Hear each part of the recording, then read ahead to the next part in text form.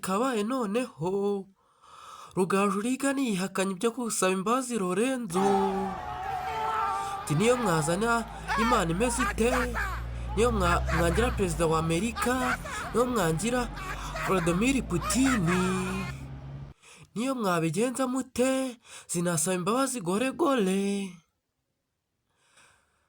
Ati sinasaba imbabazi goregore namukuye i Musanze muzana hano i Kigali, none niwe muntu wa mbere watangiye ambaga ashaka kungirira nabi.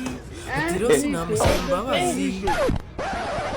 Ati Rugaju Rigani kuko tuguze umusesenguzi wa mbere mu Rwanda, umwana wakureye mu misozi ariko nyuma akaza gukurira mu Biryogo, aba yimereye nka Israel Mbonyi cyangwa Gitwaza cyangwa Prophete Joshua, ariko kumva abaturika nk'imbunda yaka bayifite akagunda ku mufuka we, avuga ati isa n'isa nzabaturikana, atuzamenyera wese nzamuturikana.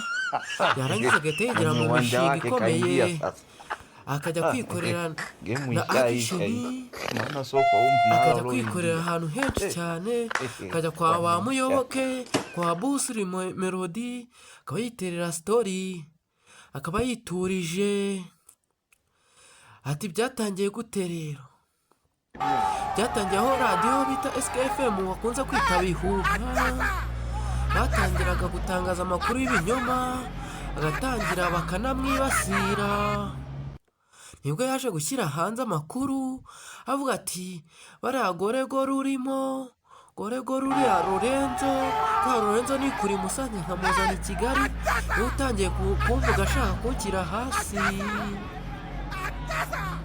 Reka nawe menya nibi. Ati umwana rero mu batambyi, ati njye nzabaturikana.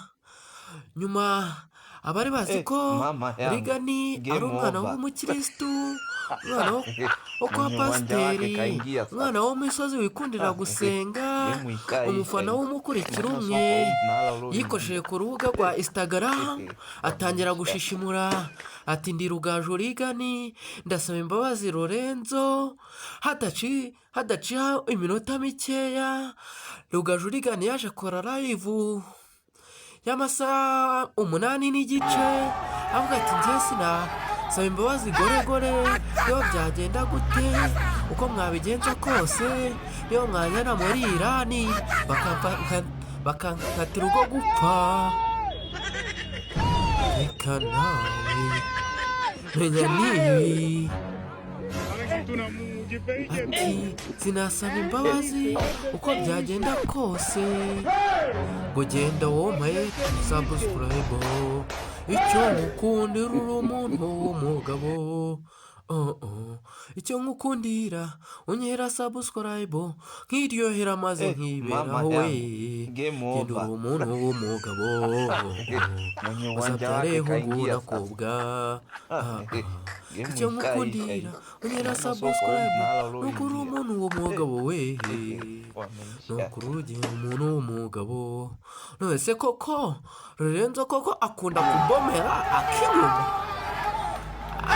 Yakubomora ngo ni goregore koko se nibyo? Dore muri komenti koko